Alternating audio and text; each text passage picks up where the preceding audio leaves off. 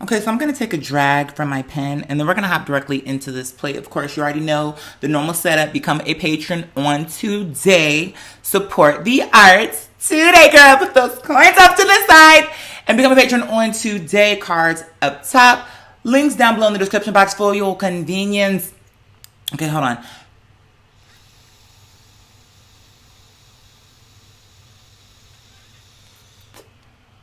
Now,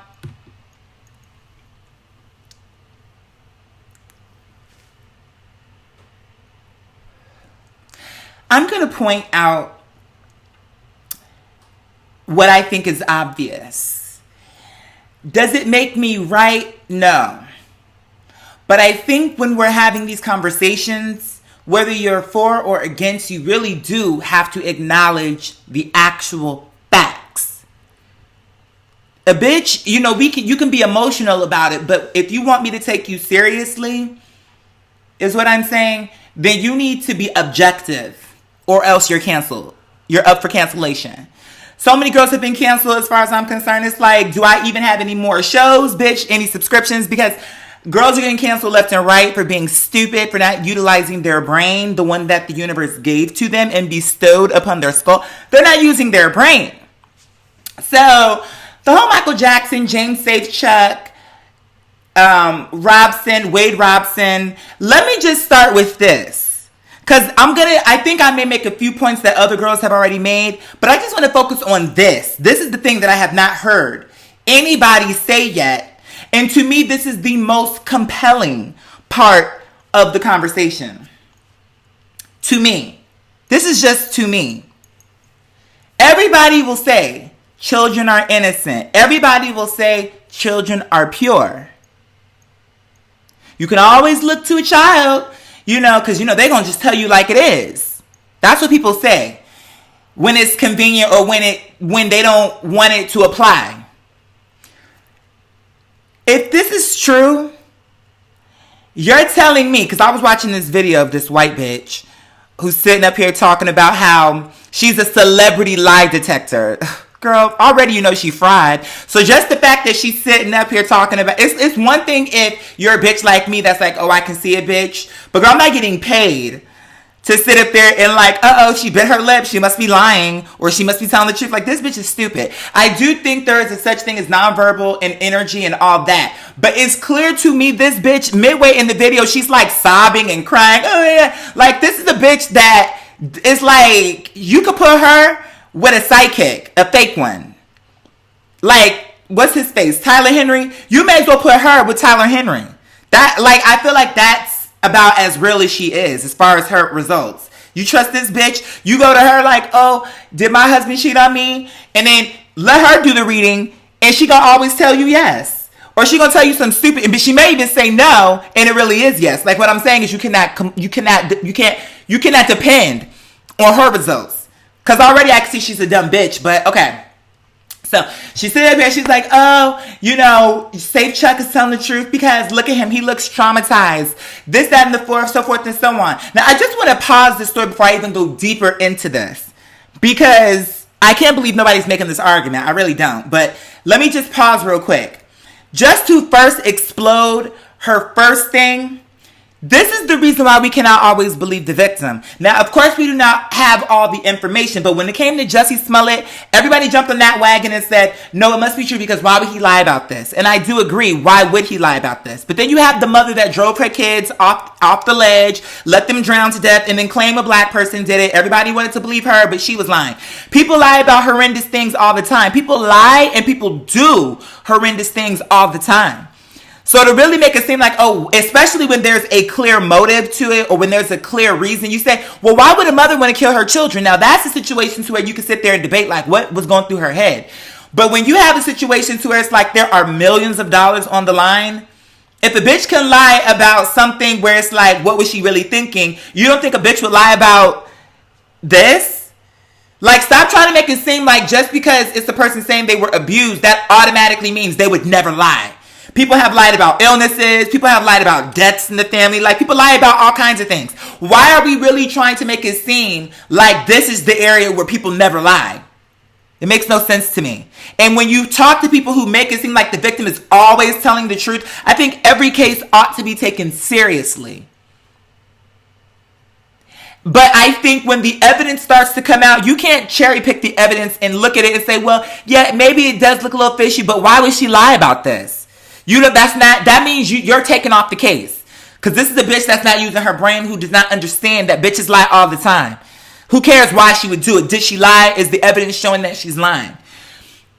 So before I go into what I really want to say, let me start by saying this. I like Michael Jackson's music, but at the same time, if he did this, he should go down.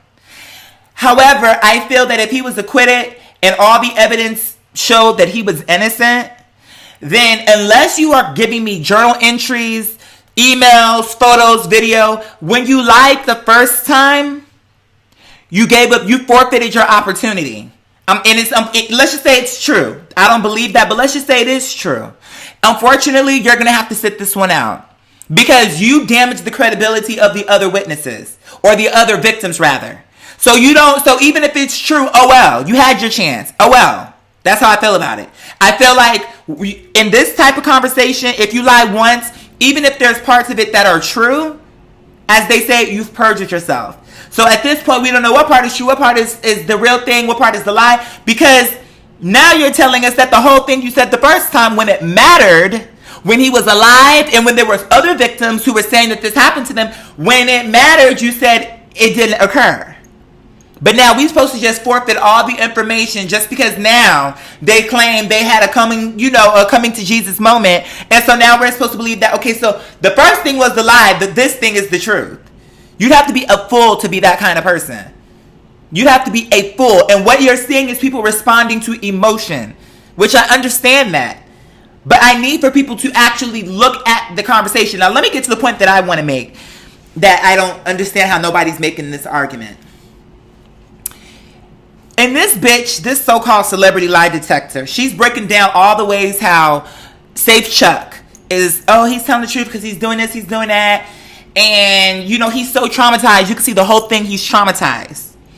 I'm going to explain to you, really, as far as I'm concerned, the easy way to blow both of these cases out the water. It's been how long since the situation happened? I'm going to just throw a number out there. Let's just say 20 years. I know it's been longer because 2019, it's really been about 30 years. But let's just go with like 20 just to make a point real quick.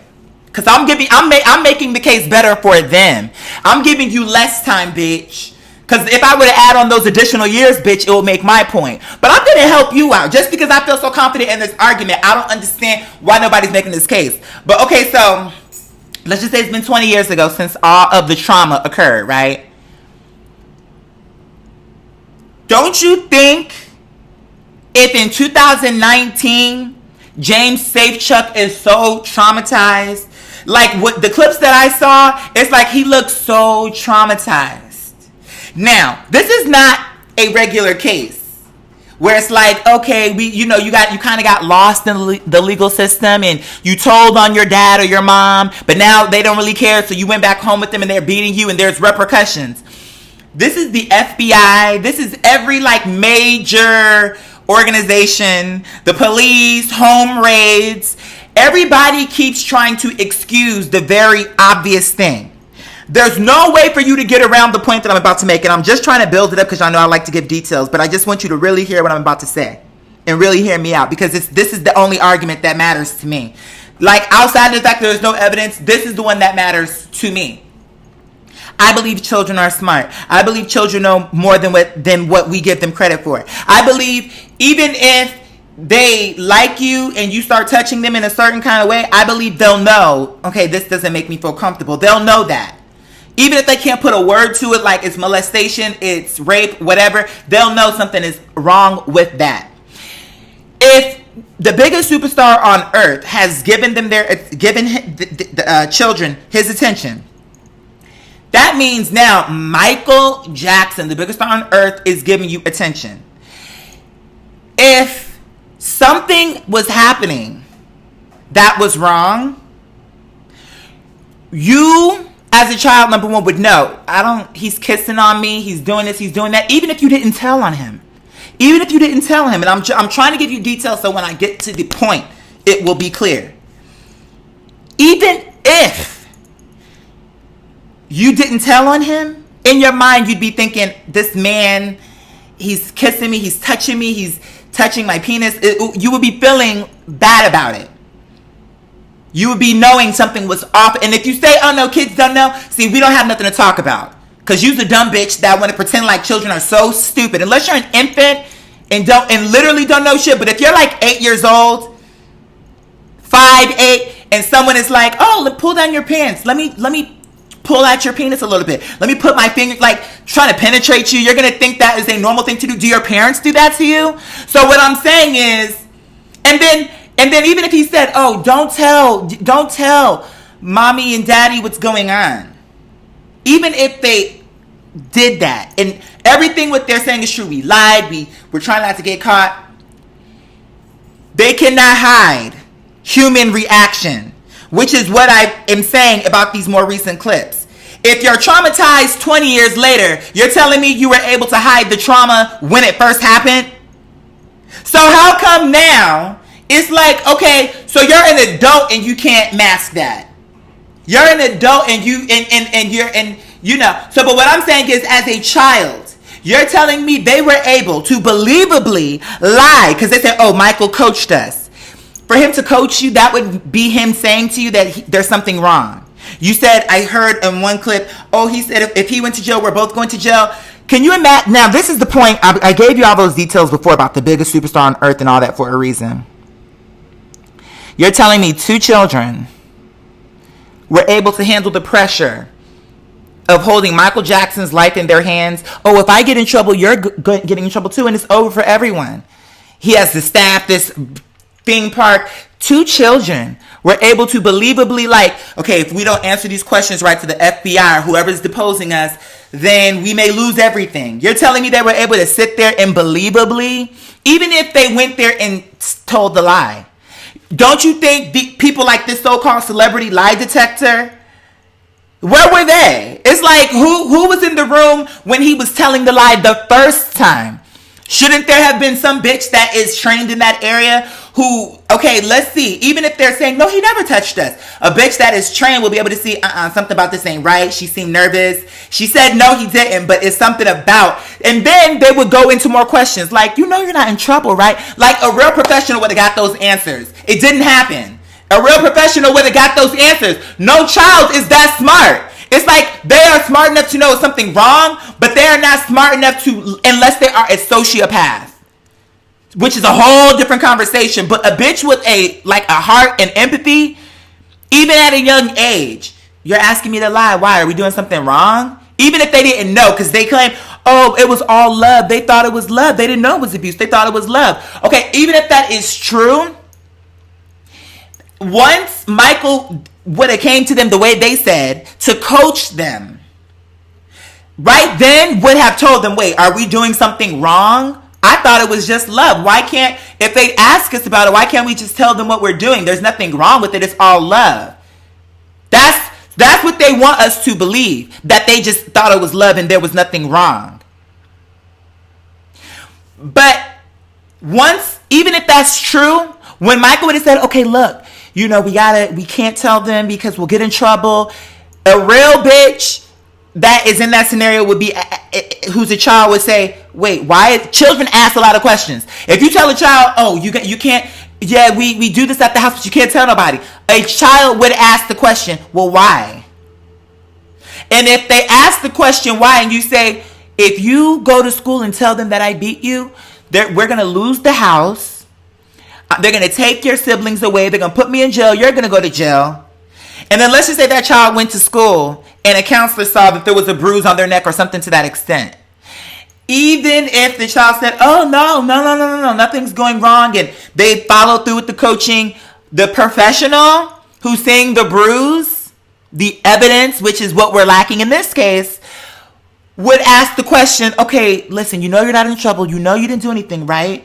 What is, like, they would ask questions. And even if you lied to them, they would know what to look for to know, okay, this bitch is lying. That is a school teacher. That's a elementary school. You're telling me in a case that involves Michael Jackson, Like, that would be the protocol in a normal situation. You tell me the biggest pedophile case on the face of the earth ain't going to employ those same tactics to separate him from the children so that they don't see him? And that's a whole nother thing too. Oh, you know, it was the love. It was the Wade Robson. It was the love for Michael. You lied twice. You went on to work with him. There's so much trauma involved. But when the case was going on, he was not allowed to see those children. Am I correct? So you chose to go back. Even if you didn't know before, it's assuming everything what you're saying is true, you knew later on that it was wrong. You knew then that it was wrong. But yet you still vetted and wanted to work and you were still vying for the Jacksons' attention. You were still wanting to be a part of that. So it's just really strange to me. And you know what? I'm going to tell you another theory that I have. So let me close this out and then I'll move on to my theory. My feeling is, people don't want to say this, but what child could really keep that kind of lie? Keep that kind of secret, that kind of pressure? What adult do you know could sit there? Jussie Smollett is an adult. And when he knew he was lying and the magnitude of that case, you don't think he felt that? That's the reason why I felt he was so nervous with that interview. Because he knew, like, oh my God, the magnitude of this. The magnitude. But see, the difference is Jussie Smollett was kind of out there to hang, left to hang to dry all alone. Whereas with the Safe Chuck and Wade Robson, they have the whole machine behind them. Oprah, Gayle. They have people who are going into it wanting to believe, plus the media. Whereas I felt like with Jussie Smollett, it was like, girl, these details ain't making sense. Even when the media was trying to get us on board, it was just too much denial. Like, we don't believe, we need more information. Because I wanted to believe it, but I could not. Again, I'm an emotional person, but if I'm looking at a case, I got to look at the case. I want to believe him. I really, sincerely want to believe. I'm not seeing sufficient evidence. And that's how all these cases need to be run. 10 years, you want to do this? I'm going to tell you my theory on why they waited 10 years. Had they done it right after he died, it would have been, you see how bad it is 10 years later? Oprah would be finished. And you could think, oh no, Oprah will never go down. Anyone can go down. Oprah would have been finished. Because everyone would have saw, it would have been so fresh to the point, because like, why wait? Because either way, you're slandering a dead man. So whether you do it year 1 or year 10, why they wanted to wait till year 10 was to let the Michael Jackson, let it die out a little bit. Maybe people won't care as much. They may still be emotionally involved, but maybe they will not care as much.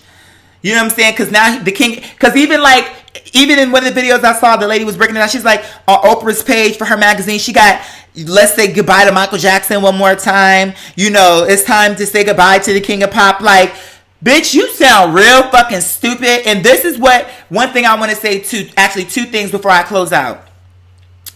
Everyone keeps saying, see, this is what's wrong with us as black people. Everyone keeps saying, oh, Monique was right, Monique was right. Monique can be right about Oprah and still be a hot pickle herself. Her being right about Oprah does not mean that she herself is not messy. I already done broke it down to a science about this bitch.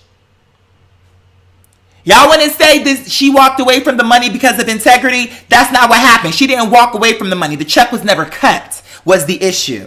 If you want to talk about somebody who walked away from the check, look at Dave Chappelle, the person she wants to compare herself to, who walked away from a $50 million paycheck.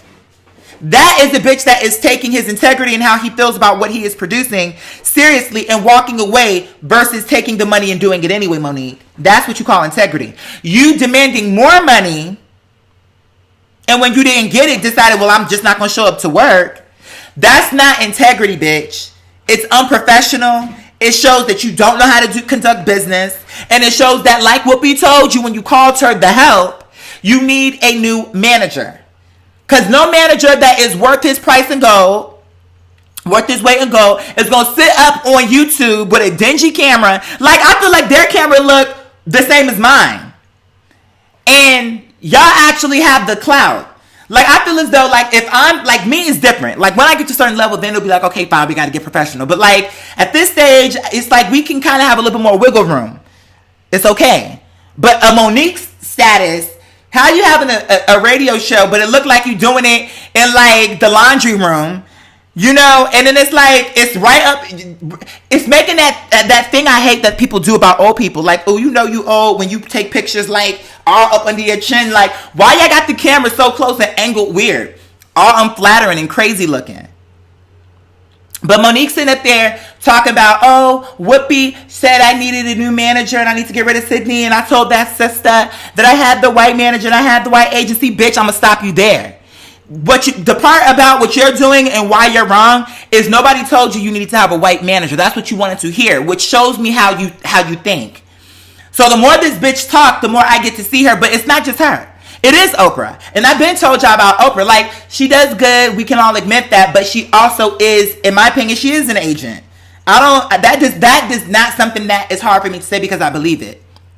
It's very clear to me. You want to talk about a celebrity lie detector? This bitch is not good. If she's making money off of this, maybe I need to look into it because I actually know how to break bitches down. And the way I break them down is actually based in reality. This bitch being like, oh, he bit his lip. It's like, okay, he bit his lip. But what we need to be doing is not just looking at one side. See, if you're going to be a good lie detector can see the whole burrito, not just the tortilla. Didn't I already tell y'all this? A good one is going to be like, okay, she seems convincing now. But aren't most con artists? Okay, but I'm going to be objective and I'm going to allow them to make their conversation.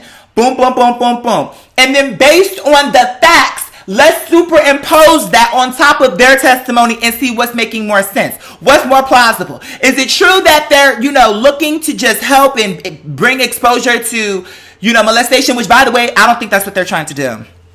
I think there's so much going on in this country, not even just this country, the world. The fact that they pretend like they care about rape victims and children, women, and poor men, and just people, they're lying. And it's just crazy to me. They just lie.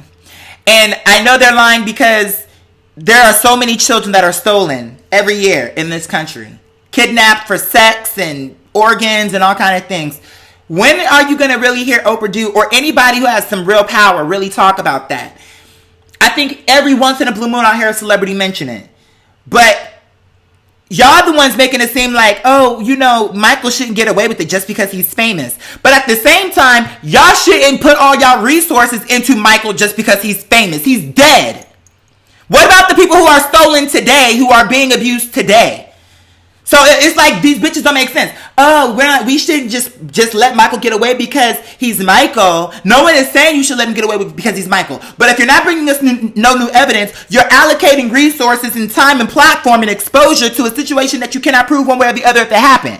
What I'm telling you is the same way how you saying, oh, he can't get away with it just because he's Michael. Well, bitch, don't just focus on that case because it's Michael. Like, I really should have been an attorney in a different life. I really do believe that. I feel like, and I need to be a lawyer who got my own practice because I don't want nobody telling me what cases to take. Because if I don't believe this bitch, I'm not taking her case. And I feel like when you work with a firm, they get to like appoint cases to you, and I'm like, nope. I'd go and get my paperwork. And then, girl, I just have to hustle a little bit, give me a little storefront. And then, I would start with small cases that I believe in. That I really think, okay, you know what? I believe you. Give me all the information. I need everything. And if you hide anything from me, bitch, I'm going to drop your ass. I'm going to drop you. Because if you don't care enough to tell me the truth when I'm asking for it, bitch, if it don't go the way you want, it's on you. Tell me the truth and we can win this case. I can guarantee we can win this case. Because I'm not going to let these bitches railroad you and get you to looking, like boom, boom, the phone. When I know, bitch, because we got the receipts, we got the case, and I'm going to make a compelling argument for my client. But I just feel like these bitches, sometimes with these celebrity attorneys, I'm like, girl, y'all are not that great. If it were me, I could have I feel like R. Kelly do need to be up in there. I do think that, listen, here's the problem what people are conflating too. People say, oh, y'all keep saying they doing it to the black men. I don't think that them being black should keep them from being persecuted. But I do think it is odd. I don't think that it's wrong to get Kelly. Cosby's a little bit different. And you can say what you want through how you want. That's fine. I have my opinion. You have yours. Cosby's different because there's no evidence. Period. And when you put all the pieces together, that's a different case. R. Kelly, Aaliyah's certificate, We have the tape. Really, those two pieces alone are enough to know what her character is like. So Kelly's different. He do need to be up in there. But, okay. Or I'll say if he goes, I'm not going to be mad. Okay. So, that's one thing. But, okay, you have him, you have this, you have that. The issue when people say, oh, it's an agenda against black men, I would agree. And I'm not saying it's like, oh, we're trying to say they're innocent. We're not saying they're innocent. But it's the same thing what they do to terrorists. It's like, okay, do you really think all Muslims think like this? No. And do you think that when people say it's an agenda to go against Muslims that we're saying the terrorists are innocent? No. But what we are saying, and this is the point that needs to be clear, is you don't think it's weird that when a Muslim commits a terrorist act, they're called terrorists, but when a white person commits a terrorist act, they try to sweep it under the rug. Oh, he had mental issues. That's what we're saying. You got Charlie Sheen, you got Harvey Weinstein, all these girls that are alive that are not getting the coverage that they deserve. When Cosby happened, every day you couldn't get away from it. R. Kelly, every day you couldn't get away from it. You had special after special after special. You had Newsweek. Everybody was getting involved to condemn him and to make him guilty. What I'm saying is, I'm not saying that these people are innocent. Even in Cosby case, we don't have the evidence, but I'm not saying he's innocent. But what I am saying is they're trying to paint the black man as an aggressive person who cannot be trusted, who will hurt your women and your children, no matter who it is, whether it's a thug or if it's a successful person. So you can't trust no black men. That is, in my opinion, the agenda. Because that is how it's being framed. Because if it were true that it wasn't that, then they would also be calling serial rapist Harvey Weinstein what the fuck he is. But they're not. And for Oprah, and that's the thing. People can say, oh, well, you think just because Oprah's black, she can't do it. See, that's where you're stupid, and that's where you're not understanding what these people are really telling you, bitch. So really, you don't even deserve a response, but I'll give you one just because I've got time on today. And I got my retainers in too, by the way. If I sound funny. Oprah, the issue with you, bitch, is that for you to sit up on stage, see, but I've been called Oprah out. It's like, this is no shock to me. It's not even shocking to me. For you to sit there on that stage, me too, and all these platitudes and what this bitch loves to say to make you feel good as a puppet, because that's her job, is to keep you entertained and to keep you feeling hopeful. That's what she does. But for her to sit there, me too, for her to sit there and be a victim. So let's just even rewind. Oprah is a victim of sexual abuse. The word is, everybody that is important, anyone that is important knew about Harvey Weinstein. I've seen interviews, I've seen clips, I've seen other little celebrities here and there make jokes about Harvey Weinstein. So you don't think Oprah knew? See, you would have to be naive to think that everybody but Oprah knew. So, a survivor of sexual assault, but see, I also think Oprah lies about her story, though. No shade. I'm not saying about the sexual abuse, but maybe, who knows? I don't know this bitch. But I think a lot of celebrities lie about their stories of grandeur. I was so poor living in my car. Like, one of the phone calls with Michael Jackson that I heard was a private phone call, and he was saying in there, yeah, they made us lie about Diana and all this other stuff. I didn't even know that, but I always, see, this is what I mean when I talk about following your heart. I already knew it. Not that specifically, but when I hear stories with certain celebrities, I'm like, this shit is so fake. I know as soon as I hear it. I can tell a real story versus a fake one. Oprah's story to me is like a Michael Jackson story. It's like, it's fake. Maybe she wasn't rich. Maybe she wasn't like, living on the Ritz, but at the same time, the way she make it is like she was dirt poor, super downtrodden. Like, I feel like there's more to that story. And in 2019, with the help of Google and everything, and with her getting involved with this Michael thing, people are looking for blood. So if there is something to be found on Oprah, it will be found. And what she don't realize is, you're doing the bidding of these bitches that want to paint this image of black people. Because if it were just, no, it's not that. It's a story, and we're following the story.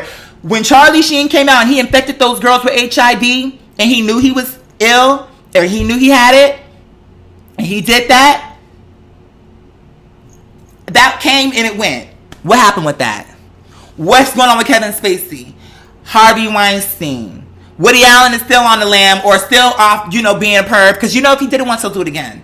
Like, I feel like unless he really thought, for him to go and get married to that bitch, shows me he don't got no remorse for it. Like, he just thinks, oh, girl, whatever. I'm Woody Allen, whatever. Roman Polanski, like, bitch, please, you ain't gonna do me. Because I ain't seen Oprah do a special yet about any of those girls. And maybe she has, and she just did it, and maybe she did it just to say she did it and didn't really promote it the way she did this Neverland thing. Because I agree, I saw another video. She said, girl, for Oprah's birthday, she went on a yacht with another alleged rapist. She so much cares about victims, but she could sit up there and be friends with a known rapist, 2 of them. 3 of them, if you include Bill. If you include Bill. And that's what I'm saying. It's like, okay, so when it came to Bill, and Hillary and Bill wanted to slut shame, and, oh, this bitch is a whore, and girl, she wishes she could suck my dick. Girl, I would never let this bitch suck my dick. You know, when they was really trying to sell you that I ain't never did nothing to this woman, they really trying to make you believe that they were in NLC. Girl, everybody wanted to believe that, I think. I feel like people wanted to believe, oh, Clinton would not do that, you know. But and then even when he did do it, when it turns out he did do it, this is the president. So you want to talk about, oh, I'm afraid to go against R. Kelly? So what, you wouldn't be afraid to go toe-to-toe with the president of the United States? But guess what, though? They came out, said it didn't happen, but they had the proof. That is ultimately, because if that dress with the sperm on it never would have been found, she would have probably went into obscurity with this lie that they did on her. But my point is, this is the president. If you're going to say, oh, people are afraid of R. Kelly, people are afraid of Bill Cosby, people are afraid of Michael Jackson, you cannot then turn around and say people are not afraid of the Clintons. But people make excuses. You still, okay, so y'all so against this bitch, you so against that bitch. Half you motherfuckers went out there and voted for Hillary. Hillary, who is married to a abuser, a predator. Hillary, who sat there and defended him, even though the evidence came out and said that he was lying. Hillary, who wrote in her book about these women. So when it comes to black people, we just automatically got to believe the victim. But when it comes to white, we it's like we make excuses. Oh, she lying. Oh, you know, like, you see what I mean? This is the president. If there's any person for you to be afraid of, it will be him. So how come that wasn't like a huge thing then or now? Because I feel like if Cosby can go to jail as old as he is, why can't Bill? Why can't Bill? I hear that Bill been using his power to sleep with women. But you could go 30 years ago and 40 and 50 years back to throw Bill Cosby in jail. But we can't go 15, 20, 30 years to lock up Hillary and Bill? And furthermore, what about the Clintons in Haiti? Like, this goes deeper. Where's that coverage? You talking about, oh, Michael is not innocent just because he's Michael, and it's the fans. They're crazy. They just want to believe Michael's innocent. No, what we're saying is he's dead. He was proven innocent. Why don't you focus on something you can make a difference with, for real? Because even if you want to talk about pedophiles, you didn't have to focus it on Michael, because Michael did not invent that. So it's not his invention for him to have the credit. You know what I'm saying? But what I'm saying is, why the hell... where is all the attention? Y'all so mad. Oh, just because he's Michael don't mean he's innocent. Okay, but you're the one who's choosing to focus on a dead man's case where he was already vindicated and there was no evidence. Yet, we have in Haiti, they're getting plastic rice. We got all this stuff going on with the Clintons and how they totally usurped power in that country. So that is a smaller atrocity than one celebrity, and let's just say it's true, one celebrity abusing a few children is more important than our politicians destabilizing nations, killing millions of people. I saw something with Cynthia McKinney where she was talking about how our government works with known human traffickers. That's on tape. It's on YouTube. Look it up. Don't take my word for it. She's on there questioning them like, are you guys aware that this organization is known for stealing humans? I'm paraphrasing, but human trafficking. And what was it? Rumsfeld going to say to her, well, you know, we have a penalty box, and after they serve their time, we do allow them the opportunity to work with us again. You think that's a sufficient response? But that's a conversation that comes and goes. Nobody cares because, oh, well, you know, because we need the media to tell us to be outraged, you see? If the media turned around tomorrow and said this is outrageous, then everybody would be upset. That shit, they do this shit too to temper the people to see like what kind of control and what they need to do to you know what I'm saying? What's our reactions gonna be? You guys have to wake the fuck up. And it may sound crazy, I don't give a fuck. Like, do I look like I care about how crazy something sounds, bitch? Girl, I came here with these half-done Bantu knots. Girl, ready to give you the tea. Do I look like I give a fuck? Because I really don't. I really don't. None of these bitches give a fuck about brown and black lives in this country or abroad. John Bonet died 30 years ago. They still investigating this bitch. And yet Emmett Till was killed. And even though we know for a fact that, it was a lie, this, and the fourth, the girls involved are still free. So that shows you what the value is. A little white girl dies, probably her own parents killed her. Somebody who she knew killed her. And we pretty much all know that, but we can't prove it, so we gotta let it go. But the whole thing in a nutshell is, y'all still value her. Oh, John Bonet, John Bonet, John Bonet. A black man abuses white children. Oh my God, oh my God. But what about that gross white dude in the UK who was like raping and molesting mentally ill children, who was affiliated with Queen Elizabeth and all these other things? It's like, y'all really want to believe that these girls are like, you want to believe it because it's hard for you to imagine people can be that way. Like, people could really go and have sex with dead children. I read about this man, dead bodies he's having sex with children. We don't want to see that. We don't want to believe a person would do something like that. But newsflash, they would. They're doing it. And so you focus on Michael. Michael is not the one doing these sex rings where humans are being sold, bought and sold, traded like cattle. How serious do you think they're taking the human trafficking in this country? I just saw a video on Facebook, and then I'm going to close out for real. I'm not going to let it get to 40. I saw something on Facebook where they were like, oh, you got to be careful because people get stolen at Walmart. And then they were like explaining what to look for. The fact that a normal human being who's not police would be saying that on Facebook to warn other parents, but you haven't seen that on TV. You haven't seen Oprah do a special. It's a rampant issue that is happening every day. And there's so little coverage that just regular everyday people have to cover it. But yet we're getting whole documentaries for Michael, or films, because that's not a documentary. Films about Michael and R. Kelly. If you don't question Oprah, that's fine. But I see her, and I'm not buying into it. She has just the right amount of knowing, like giving you Super Soul Sunday, but then also hitting you upside the head with Iyanla, which is a whole. I did a podcast that I have to edit.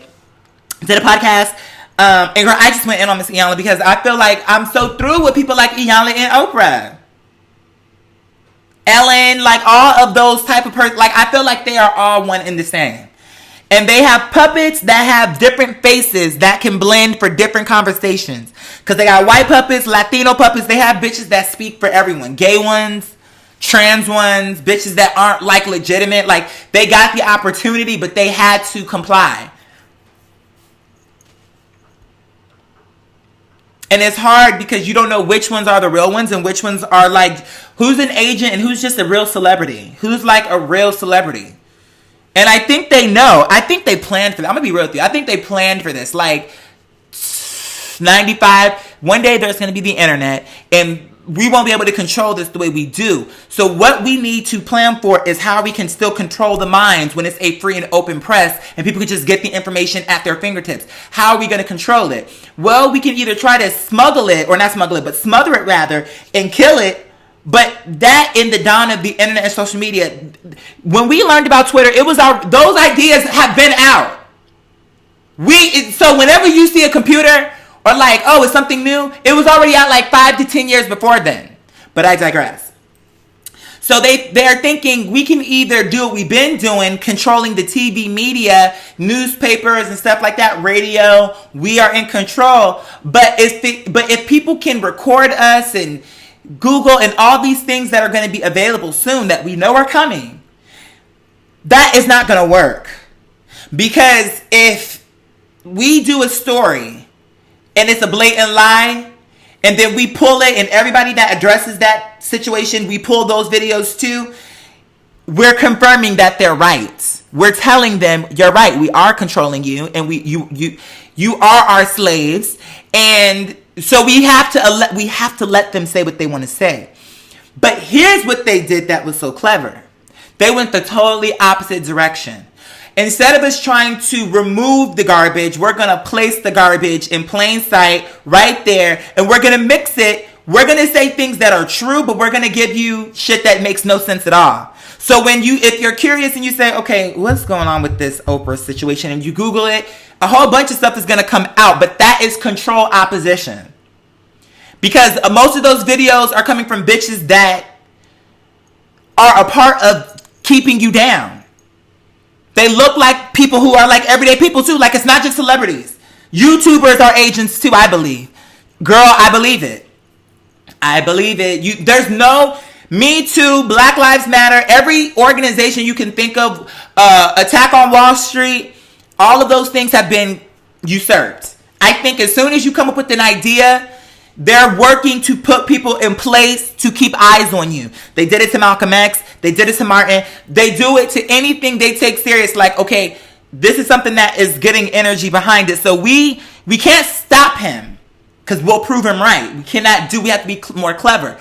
But if we implant people within that organization who can then report to us, what's he saying? What's his next move? We know where you're going to be.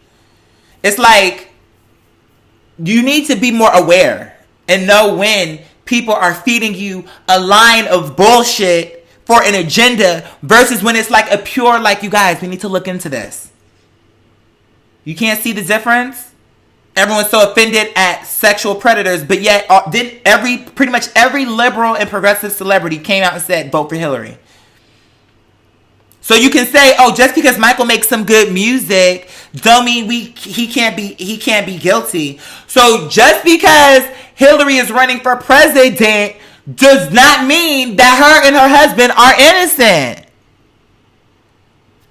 Like, and the difference between Michael and Hillary and Bill is there's evidence for one, there isn't for the other. But yet, Oprah, Hillary, we need a woman. Like, Hillary, Oprah, people like Oprah will sit up there. Oh, we have victims in the audience. I wonder if Monica was in that audience. Because if you really want to sit there and say, oh, power can really make people do things they don't want to do, that's exactly who would want to sit there and be with Bill Clinton anyway? I mean, maybe some people would say, oh, I would have been with him, but realistically speaking, like, okay, so you don't even know who he is. You go into a bar and you're like, oh, girl, I need that clammy, pale. Yeah, he can play the saxophone, girl, but I can see all them green veins coming off the side of his neck. Like, that is so sexy. Like, who was really checking for him like that? Don't get me wrong. If that's how you look, that's how you look. But I'm just saying, who was really checking for him? So don't make it seem like it wasn't, oh, he is the president of the United States and he's asking for my time and he's looking at me. Like, that's a situation where you can easily see how it happened. But y'all don't want to accept that. Monica's a slut. And Hillary's saying, oh, we killed him. Like, people don't want, oh, I said we weren't going to go past 40 and now it's 43. People sitting up there, it's like, this bitch is vile.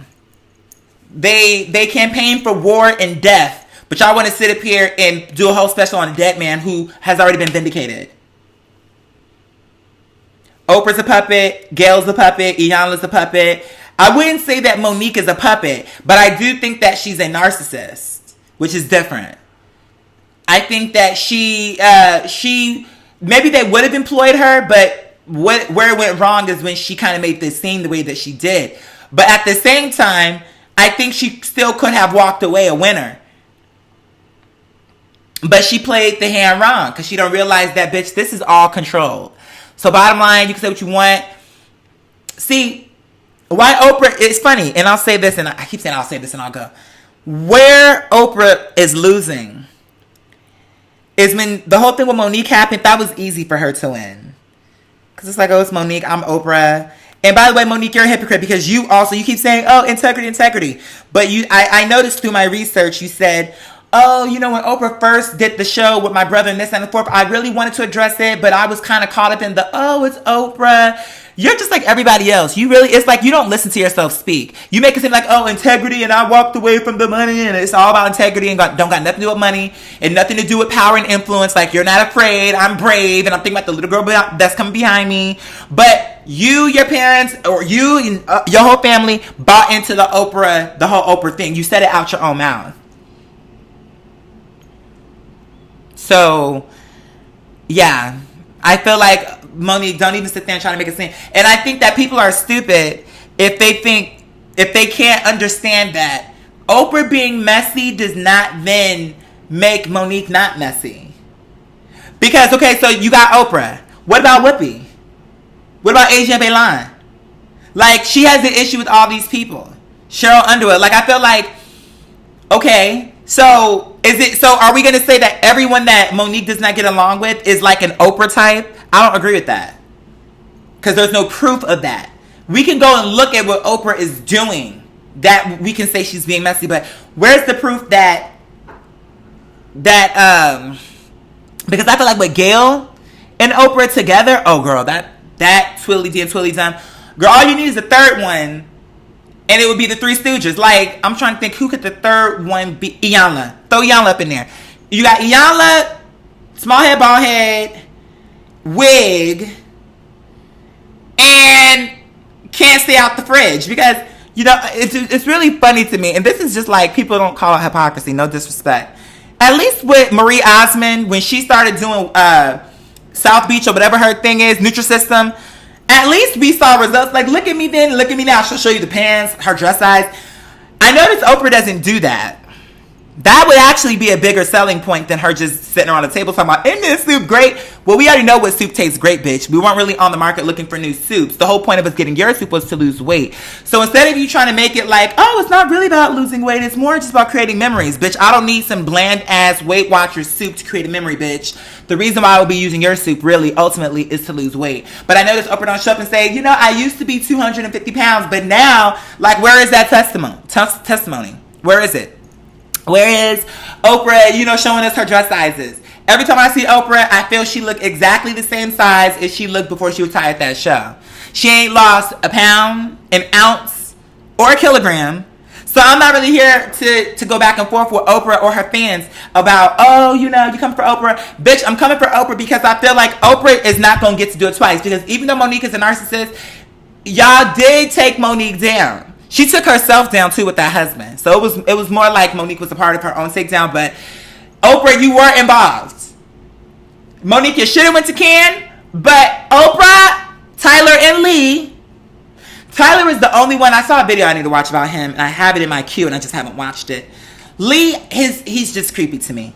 Tyler, here's the thing. I used to didn't like Tyler. It's funny because when Monique put that video or that phone call out, that's what made me like him. Because he didn't know he was being recorded. And I'm like, okay, so he's really trying to work with you and he doesn't even know you're recording him. So this is just how he is. It went against Monique in my book. I didn't see that like, oh, Monique is proof she's vindicated. It showed me she was messy, and I understand exactly why people don't want to work with you. I would never want to talk to this bitch again if she tried to embarrass me and humiliate me and try to like expose me like I'm some fraud. Because for her to expose him, that's to me, you expose a person that you look at and view as an untrue person. You wouldn't be trying to expose a bitch that you feel is an honest person. You expose people because you know otherwise it's not going to come out. And so why should he ever want to deal with her again? After not only what she said about him on stage, but then to then further record the conversation and release it, she just told you what she thinks about you, Tyler. She doesn't trust you. So if that's how she really feels about it, I would just pay it and keep it moving. We're doing the pin. Do I want to do a bowl before we go? Yeah, that's my conclusion. That's my conclusion. But you see, what I'm saying is I can call out all of these girls. And then someone tried to debate me in the comments. Girl, I keep looking at time. Fuck the time, girl. We're going to talk as long as we want. Don't forget to become a patron. We have these conversations, but do understand that this is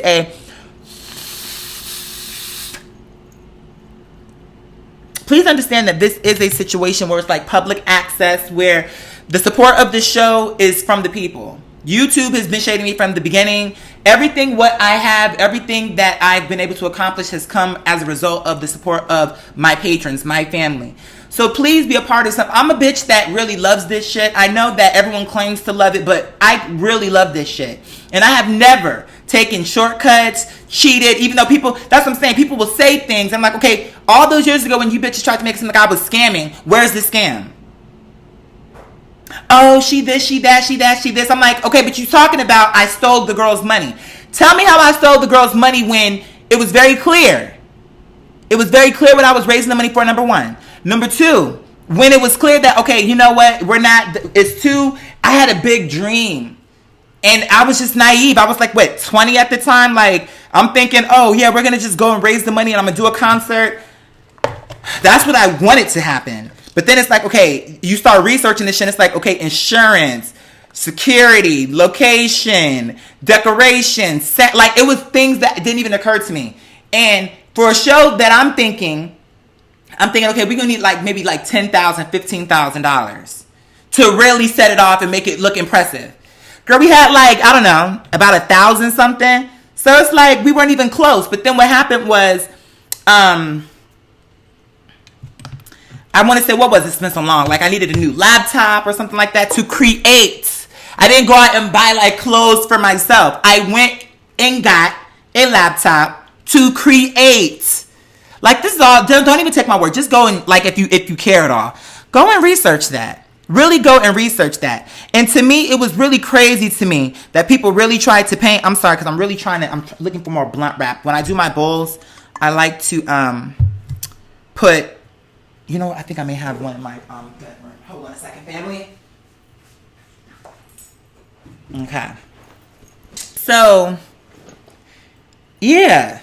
My thing is, I have always been an honest person. That's just what it is. Let the record show, like, bitch, I ain't... The only scandal you could say is when people try to make it into a scandal. And that's just because people are miserable. Like, oh, he asking for... Like, it's so crazy. Anytime I would see those kind of comments on anyone's videos, not just my own, it would annoy me so much because I know how hard it is to do this in an honest way as an artist. Because there's not a lot of money in it unless you make it to Beyonce status. But for the rest of us, it's a lot of work that oftentimes is very thankless. Like, okay, people don't know, and they say, oh, what about your YouTube check? Like, bitch, my YouTube check is like $100. Are you a retard or are you just stupid? Like, what don't you get? What you gonna do with $100? That's today. And they did it on purpose. That's when I say I feel like YouTube is a part of the situation. Maybe not literally every single girl that's working there. Like, you could be a receptionist. I'm not saying you're a part of it. But I'm saying, like, overall, why would you put something in place that a bitch like me, like, I would say it's 2019, like 2016, I was making decent money on YouTube. Like, maybe my checks were like would range from like 500. The most I ever got was like, I don't know, like maybe 1,000, which was like, oh my God, I got $1,000 on YouTube. I cannot believe this. I never thought the day would come. But we're in a 1 month earnings were $1,000. But then they went and made that change. You go from 5, 6, 1,000 to like 100, literally barely making 100. Thank God I got into Patreon when I did. I literally there would be nothing for me if something in my spirit when I got fired for pestering, I didn't say, stop it. Like, really focus. Because you ain't going to get the money on YouTube and you ain't going to get the money, you know what I'm saying, on doing jobs like this. You come in here working all these hours and this is what they think you're worth. So I knew. And thank God, because I'm like, yo, can you imagine? I don't even know what I would be doing. 30 years old and you making $100 a month, bitch, fuck that, girl. I think I probably just move to Taiwan or someplace where I can, like, maybe $100 turns to like 600. I don't know, but it certainly would not work in America. It's outrageous. But yeah, so a part of becoming a patron is being a part of something, number one, real, and then number two, authentic. Because the shit that I'm coming to tell y'all is not shit that I'm not beholden to anyone. No one is telling me that's a part of my problem. Like, no one is like, I'm saying shit that always gets me in trouble. But at the same time, I feel like if the people have my back, I'll be good. Like, as long as I can continue to get support, as long as I can continue to get the support from the people, okay, YouTube don't pay me, fine. Okay? Because, bitch, I have my patrons. I have my family. Like, girl, I'm good. But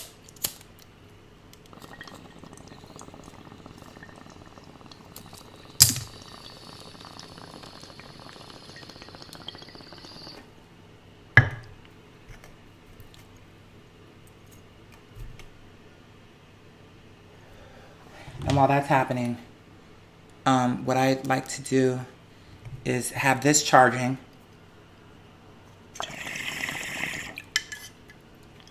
I think what I'm going to start doing before I go to Sweden to record my record, I think what I'm going to do is start hosting like little parties.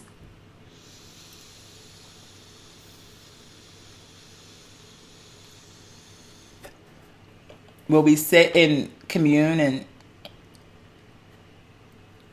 talk about life and just kind of like, maybe we could smoke weed too, but that's what I'm saying. Like, even that being illegal. Like, I'm so sick of it. I'm sick of being told what to do. I'm ready to take over the world. Myself and my team. I believe before I leave this place, even if I leave sooner than I think, I feel that my influence it cannot be denied.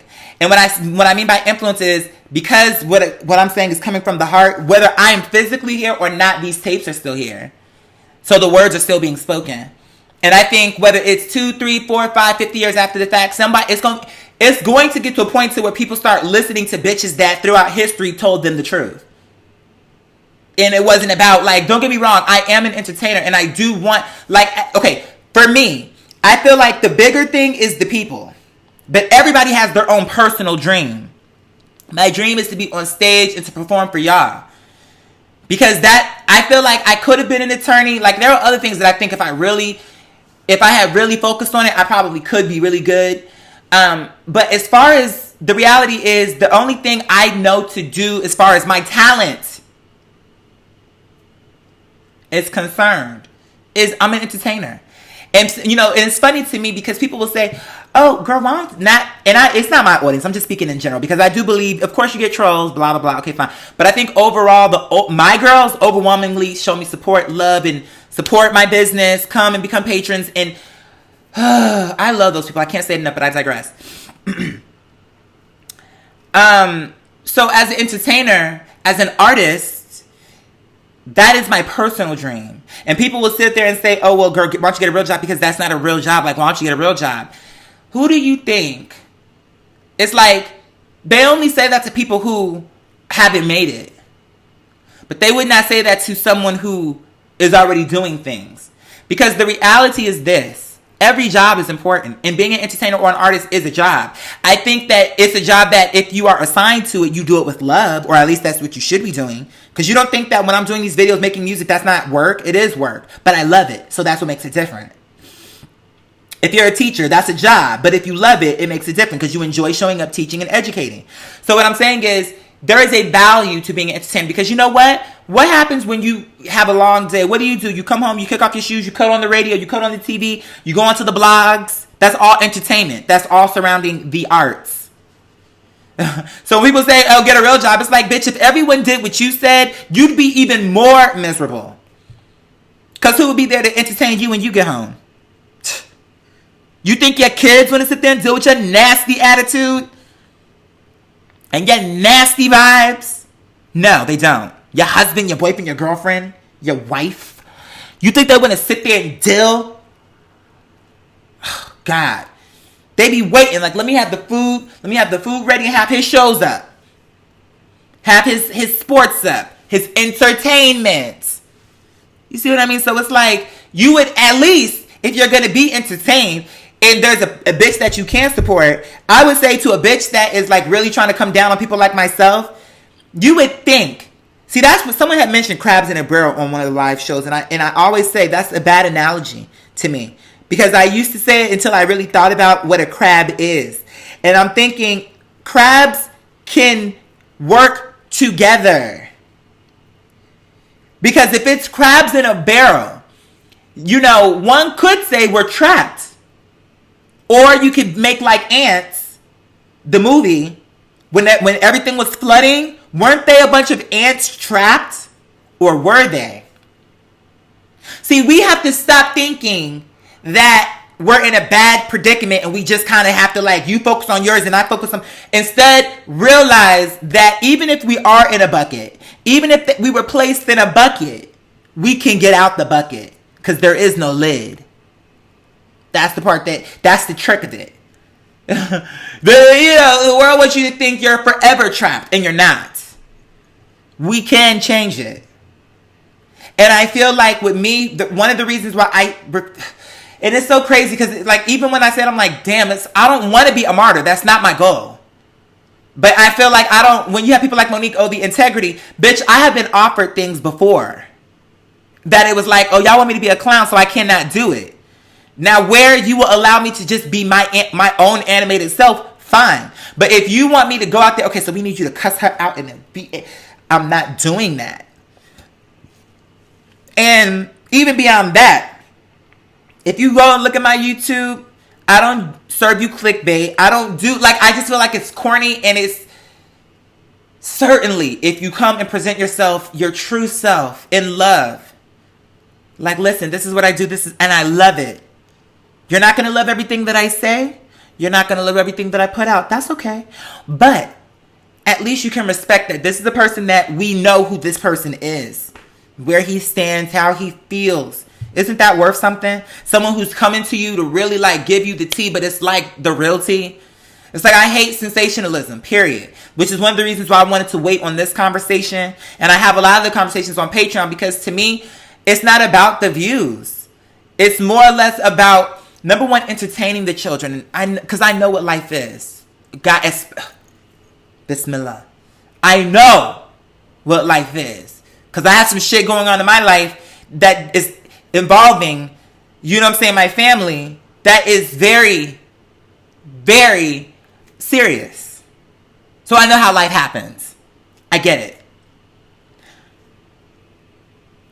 Entertaining those that are going through things, when I get those emails and those DMs, that's the fuel. The money is what I need to live. Let's be clear about something. I need that to live.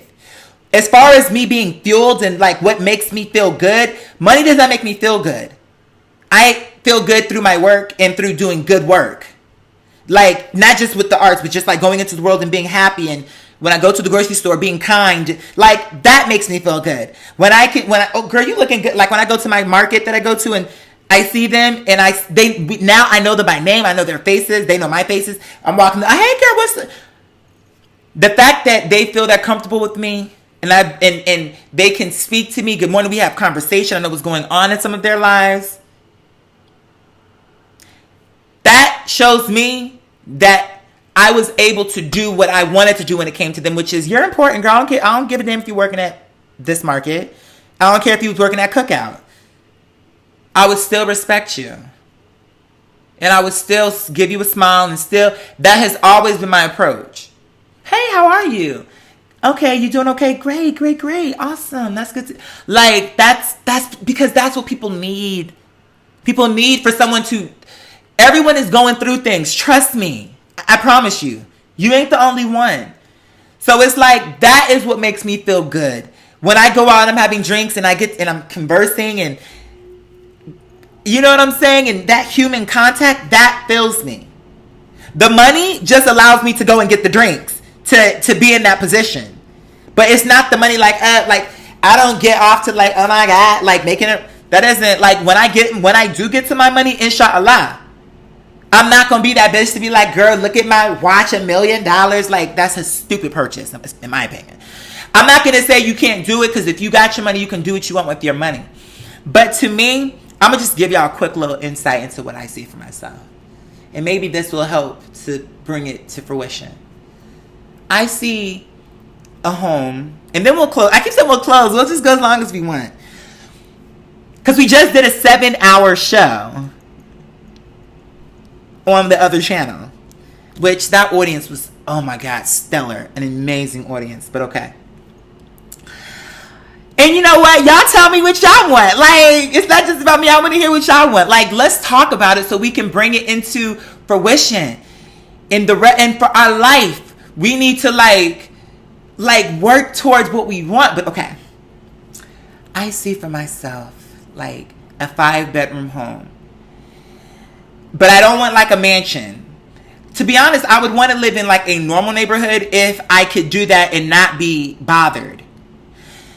I'd like to live like here in Georgia. They have these neighborhoods that are like, they're affluent, but they're not like mega mansions. I think mega mansions can be tacky. That doesn't mean, I mean, if I ever got something like that, it would be more like just for like family. Not really my home, but I don't even, then again, no, I wouldn't do that. It's not something I would do. I'm sorry. But okay, so a 5-bedroom, so my bedroom, a guest bedroom, an office, maybe 2 guest bedroom, because who's to say I'm only gonna have one? So my bedroom, 2 guest bedroom, an office, and maybe we turn that 5th one. Like if we had a basement area, I could then make that into just like a fun, like arcade. We have the pool table, we have TV. And I know what my style would be, but okay, I digress. The house is the smaller detail. The bigger detail is the backyard. I want a huge backyard. Now that's the part I would splurge on. And when I say huge, I don't gotta be like acre, but maybe like 2 acres. And I want all of it to be fenced off so that my dogs, and I want like 4 dogs, and they need to be all big dogs, so that my dogs can freely go out into the backyard and play safely. But I want my fence to be kind of like one of those wooden picket, but I don't want it white. I want it kind of like a brown, either like a warm brown or like a dark brown. But it need to be tall, and I need there to be like trees, and like maybe somewhere in there needs to be a pond. You know, what, like one of those swings that you could, like the long ones that you could go back and forth. I need like a really big tree. So maybe I need a property where I'm not around a bunch of people, because the backyard is going to make me need more space. But like, I need there to be like a lot of trees, but definitely like one really big tree where there's like a bench nearby that you can swing on and just have like shade, and where I can sit and watch the dogs play as I write lyrics or read a book or whatever I'm doing. Anything. I could be sitting Indian style and girl just like on the blogs, like anything, right? Also, somewhere on that property, I'd like there to be like a guest house, but I don't want it to be a guest house. I like to gut that whole area and turn it into like where I can do, like, of course I'll have whatever I have going on musically, whatever, but like, let's just say I'm home and I want to shoot something. That entire space would be like for myself, my employees, who like editors, cameramen.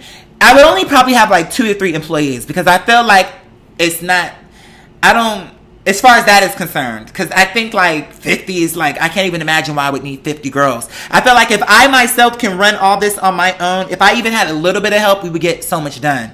So I'm like, okay, 3 girls, camera person, editor, and then maybe an assistant. And I want their benefits to be like sickening, like full cut. Because to me, I feel like, this is what I mean when I say it's the love. I love this. So I want people who are involved to love it as well. I want them to be safe. I want them to be taken care of. And I think if they show up to work like they know I'm a fun boss who is about business, but it's also fun. You know what I'm saying? We're talking about the arts here. I think people will be more eager to show up to work and to actually care as much as I care about making the pieces what they need to be. So that needs to be somewhere on the property, maybe somewhere toward back to middle of the area, not the front. It needs to be the back or the middle. All right, the front yard needs to be big too, but I'm more pressed on that backyard, mainly for my animals, but like for my dogs. And those fences need to be high, not those short wooden ones, the tall ones that dogs cannot jump over. My kitchen. So my kitchen needs to be, I wouldn't even say she needs to be big, to be honest. It don't need to be small, but it don't need to be big. I might even actually prefer more of a cozy situation. I didn't think I wanted a galley kitchen. I don't really think I want a galley kitchen, but I've seen galley kitchens that I like. Open floor concept with the kitchen. Yeah, I like it. I do like it. It's just everyone has that, and I want something that is my personality. So if it's my personality, I'll go with it. I'm not going to just not do it because everyone's doing it. If I like it, I'll go with it. But I'm open-minded to personality and charm. Like, I don't want to just go in like, oh, it needs to be open concept. I'm actually looking forward to seeing kitchens that have charm and whimsy. That I don't mean it needs to have like weird like wallpaper and stupid shit. I'm just saying, I don't know how to put it into words. I just know it when I see it. The living room. Because see, I want my house to be lived in. I don't want my house to be one of those houses where you have rooms that aren't being used. Unless there's a reason. Like, a guest room wouldn't be used unless there's a guest. But, like, my office should be used. My living room should be used. It should be lived in. So, I want my living room to have, like, a mounted flat screen. Kind of like what you see here. But, of course, maybe the TV would be bigger because I do like my entertainment. Because I do understand the value. Of course, you just have to know when you're being introduced to a puppet. But, you know, even with me seeing puppets, I acknowledge, okay, this is the agent. And then I just can suspend my disbelief and then enjoy the film. And then when it's done, remember, okay, bitch, you're a part of the problem. But still, that's another thing. TV needs to be mounted. I want there to be plants. I want there to also, my kitchen, be an area where I have like a little herb garden. You know what I'm saying? I would invest in a gardener. I don't think I need a pool. I think I'd go to other people's house to swim. I don't think I need a pool. I do need a gardener though, because I do want a lot of green shit, and I need to ensure that my plants live.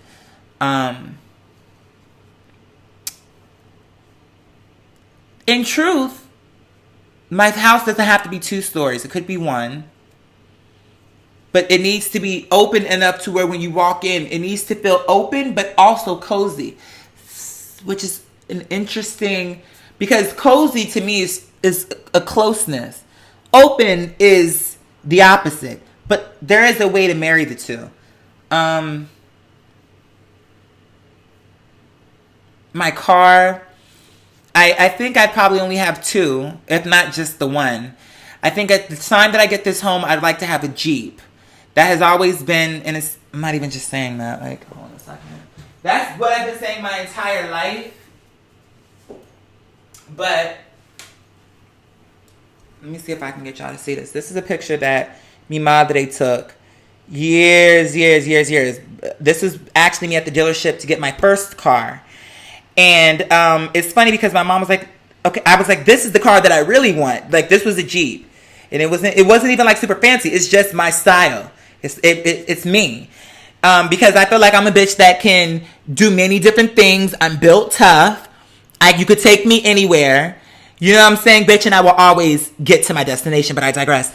So she took this picture and she said, here's what you need to do. You need to sit in the car and see yourself in the car.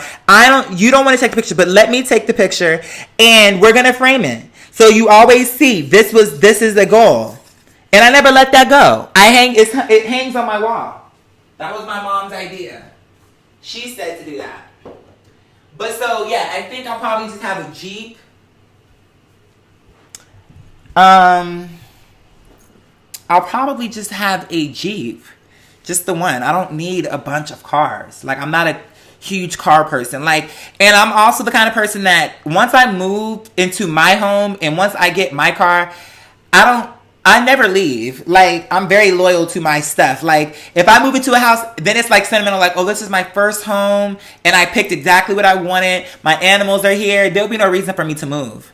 Like, I would, for the rest of my life, be living in that house. And maybe I would make changes. Maybe I could add. But I would always want to stay in my home. Like, this is my home. And my animals are being raised here, and my guests come here, and there's memories in this home. I don't get rich people who just go from one house to the next. I mean, they can do it because they have the money, but it's like, you want to like have memories in a place and come into your home, and when you walk in, you see your kitchen. It's like, oh, I fell in love around this kitchen. Oh, we had that great conversation. Oh, my bed. I remember you and my friends came over and we were all like watching Sex and the City in the bed and laughing and smoking and eating ice cream. Like, that's what happens when you let yourself kind of soak in a location. I think I think people are chasing a thrill that they're never going to that you have to create the thrill yourself. And this is what I was saying earlier when I said the money does not do that. As you can see, they have the money, they buy house after house after house, car after car after car, watch, diamond ring. It runs the gamut. Money is not the thing that is making them happy. The thing that would make them happy would be the thing that, number one, what do I love to do? What have I been assigned? A. B. How you treat other people. I'm telling you, it goes into your joy. When I see, like, it's like I'm doing it for them, but I'm doing it for me too, because it makes me feel so good. Like when I see that something I said made you smile, that's like, oh my God. Cause it's just something that, I don't know, there's gotta be a science to that. Like, why does it affect me like that? Because if I see, like, I got you a present, and when you open it, you're like, oh my, like, and you flip out, like you love it. That reaction, that the money only helped me to do what I wanted to do, like the purpose. Let's just say that item was free and I got it and you loved it like that. I would still be, like, if I found it, like if I was just like driving and I saw someone threw it away and I'm like, oh my gosh, she would love this and I got it. Even if it was free, the feeling would be the same. The money did not make the feeling.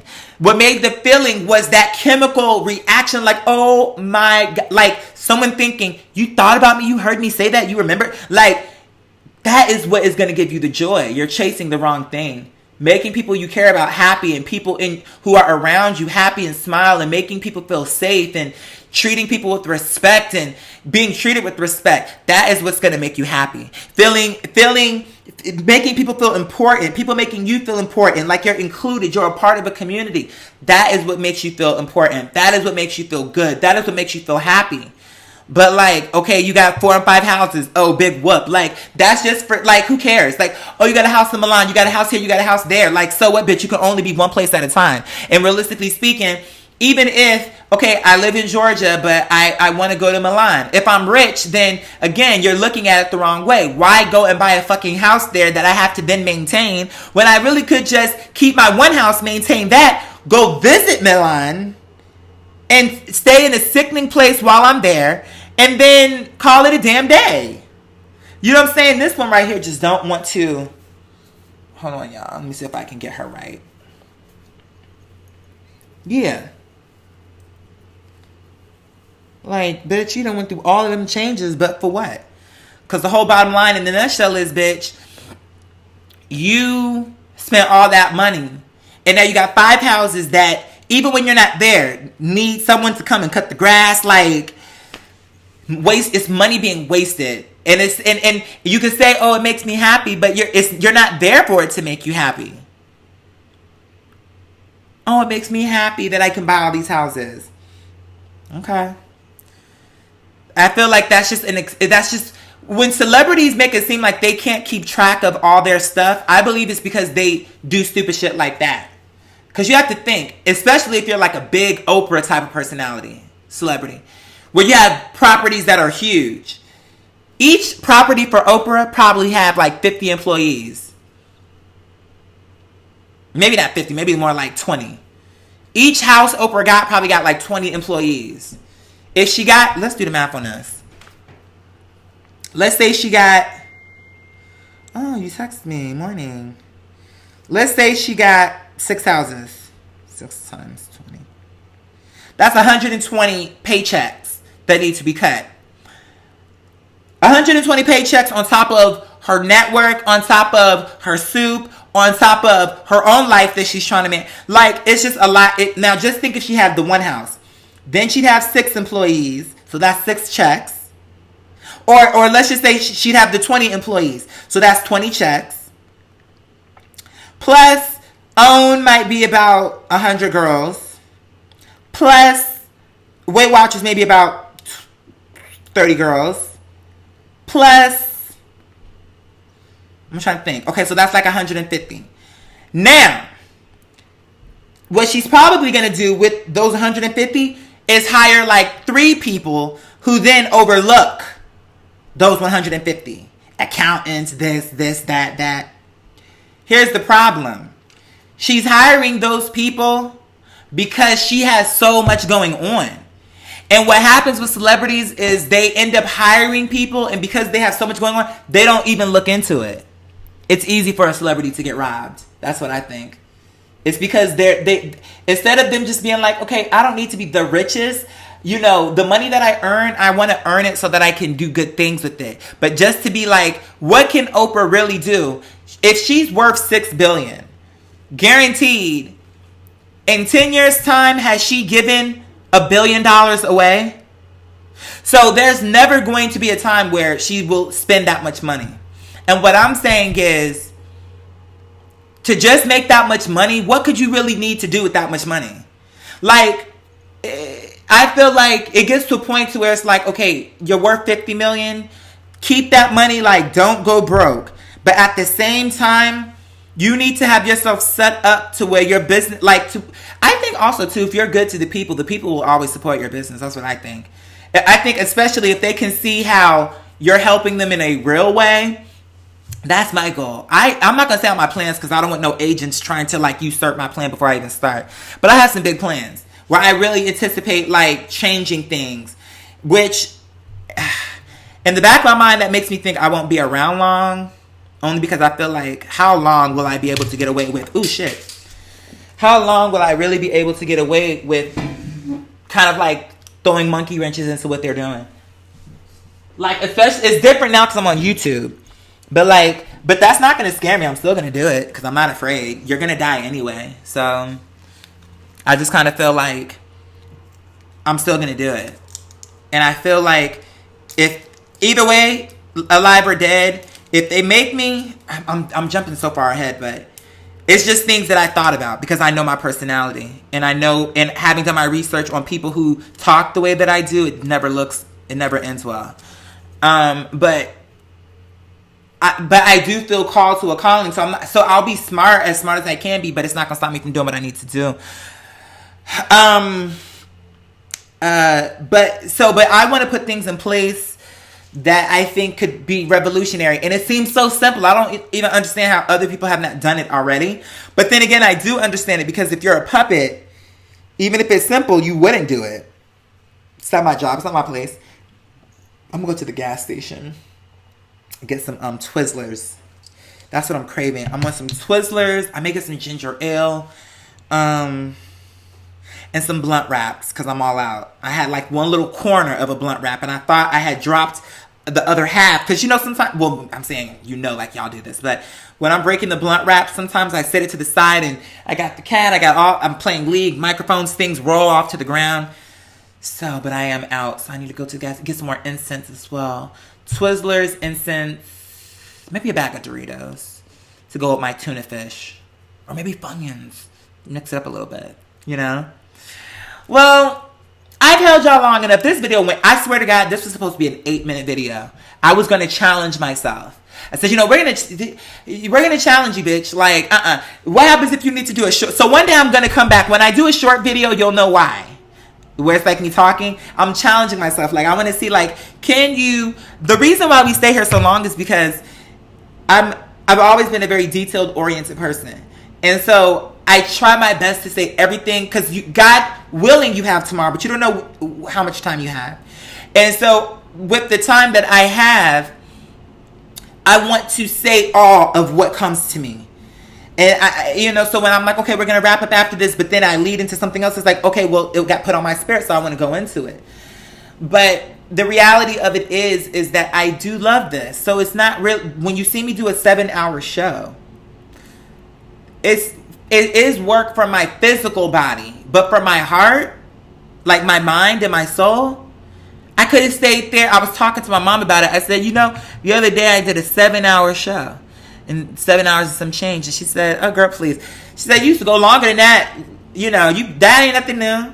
And she's not wrong. And you want to know something, too? When I used to do my live shows at my mom's house, one thing I got to give her credit for. Y'all have no clue how loud I can be. Maybe you do. But I can be, my voice travels. That has always been a complaint of all my teachers. I'm down the hallway, I hear Quadir. I'm outside, I hear Quadir. I remember I used to do my vocal warm-ups in the house. My neighbors down the street could hear me. No shade. I had girls say, were you singing such and such? I thought maybe I was crazy because it was faint, but I heard a voice. I came outside, I'm like, I hear a voice singing. And it would be me. But then also sometimes I would go in my backyard and sing out into the universe, because I love to feel like my voice is going out into the, where's my voice going? It's going somewhere. That vibration is going somewhere. But so yeah, all my life, oh, his voice travels, he's so loud, he's so loud. But my mom, from my music to YouTube, and mind you, you can go to the YouTube channel and see I've done videos at night. Many a night when my mom was sleeping. The room that I record in all my music and all those videos when I lived with my mom is literally right next to her bedroom. Not a bedroom upstairs. There's me, then there's my mom. The office where I worked, and then my mom. My mom learned how to sleep through my doing videos, doing live shows, doing music all hours of the night. I'm talking into the sunrise. And she wake up, get dressed, go to work. Like, maybe no parent gets it all right, but one thing I can tell my mom is maybe she didn't know all the way to tell me, like, this is how you have to do it quiet here. But she gave me the room for me to figure it out. Absolutely. And so I'm just kind of like, I have to make this work, because I feel like so many people, from my mom to y'all to just other individuals in my life, my manager, and now with the label situation, have believed in me. I know it has been a long journey, and it's been a slow journey. I hope it's been enjoyable, at least, because that's one thing about it that my mom would say is enjoy the actual journey to where you're trying to get to, because it's looking at this and looking at that. Of course, we want to get to where we're going, but it's the conversation we're having, getting to know each other while we're on our way there. So I hope along the way that it's been enjoyable, but we're going places, and however it may look to you right now is fine. We're going places. And when we get there, there's a few things. I'm praying that it's all I hope it's more than what I can imagine. I pray it's more. But just this idea that all these people who believed in me over a decade, and my mom my entire life, like, when we get to where we're going, that's going to be a moment. I don't know. I'm not going to say I'm going to pass out, but I think I may have to fall to my knees. Like, it's weird even. It's like, it's crazy because things are happening now, like behind the scenes, and it's all these developments and things are. And it's just crazy. Because when you start thinking, can this really happen to you? Can this really happen to you? And I shouldn't even be thinking like that, because I've already dealt with like TV and I've already done that. But this is like my real dream. Like, this is like, it's not that the other stuff wasn't my dream, but it was more, okay, let me get in like this and then I'll be able to get to my dream. Like, I was like, I'm not gonna, if the universe is telling me this is my way to get in, unless you're making me into a clown. Now, that's the one way I can turn it down. But like, let's just say it was a show with this network or that network.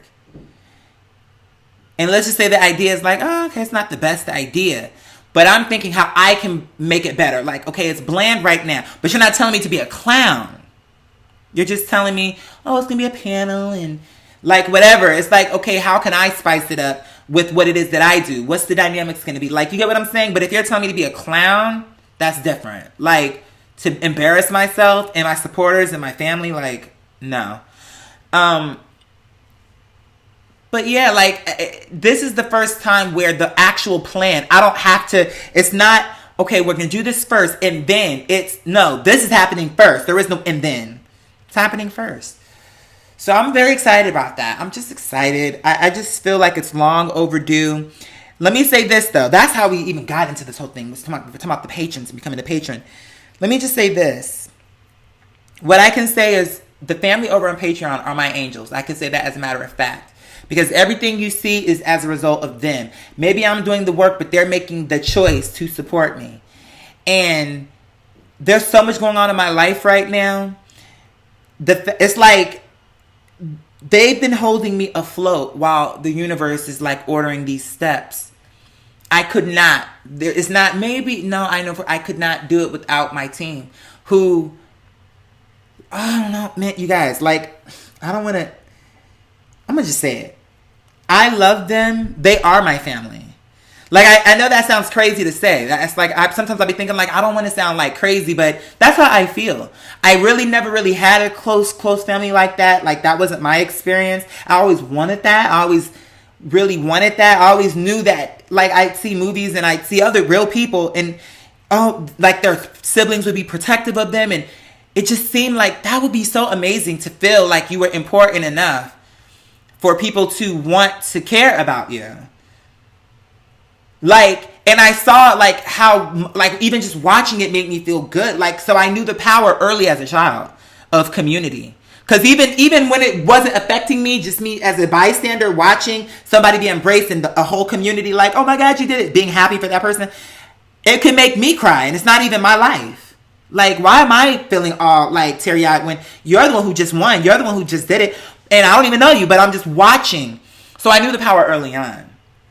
And now to have my own community of people who, like, as a child, those things where I'm like, oh my God, how nice would it be? And now I'm doing it.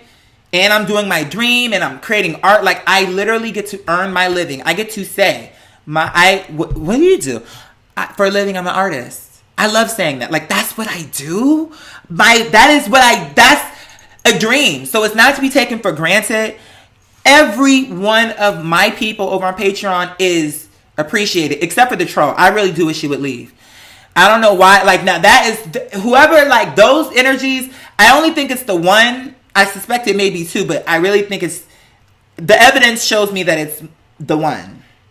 However, no, I wouldn't even say the evidence shows me it's the one, because now that I'm thinking, really, the evidence shows me it might be two. But I really want to believe it's one. But the bottom line, but you see what I mean when I say agents?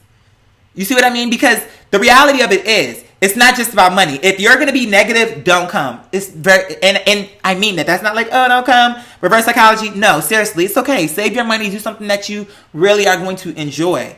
The girls that I want are girls that want to be there, that have an open mind and want me, or will give me the opportunity to, like, put a smile on their face. But if you come with an attitude, like, okay, you can go. You really can go.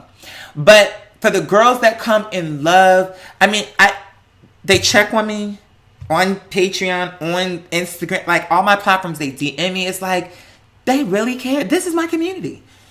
And I think we have to get out of this thing about, oh, that family is family, like blood, like that's not always true. It's not always true. It's not always true. Family can be shady as hell. Family is messy. Family can be trifling. Steal from you, lie to you, kill you, Marvin Gaye. Like, don't be thinking it's a family just like, oh, that means they're going to do you right. To me, I think if you have a family that's a good family, you are blessed. And I pray you don't take that for granted, because you just have no idea. Maybe you do, maybe you don't. But my feeling is you could not know what it feels like to feel you have a family, but they just don't accept you and will not bring you in.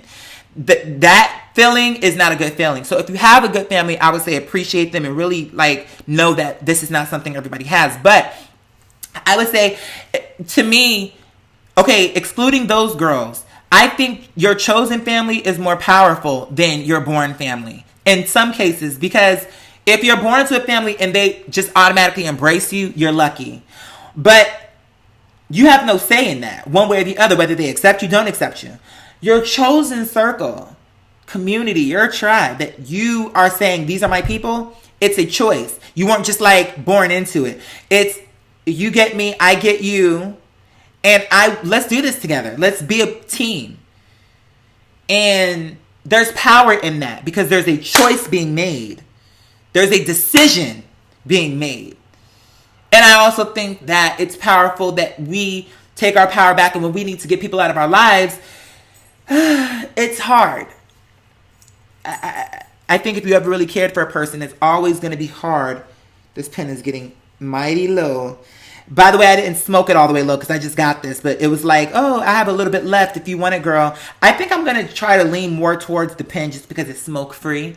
I still need to do more research to see if there's any other, like, I'm trying to see, like, where's that hole at? Okay, there it is. But anyway, okay, I feel like I've held y'all up long enough. I'm going to go to the gas station, probably play some League of Legends, edit this at some point, put it up later on in the day. I love you guys so much. Thank you for hearing me out. Become a patron on today. Put those coins off to the side for me. Cards are always at the top. Links down below in the description box for your convenience. Thank you so much for supporting me. Thank you so much for loving on me. So much going on. So much is happening right now. Like, so much is happening. But it's all good for the most part, with the exception of one thing. But that's going to be good too. And but beyond that, I love you guys. Thank you. And you ready to know the drill. Be a stay blind, jolly to gullies and the best will always come through. And as always, until next time, baby. That's all. There.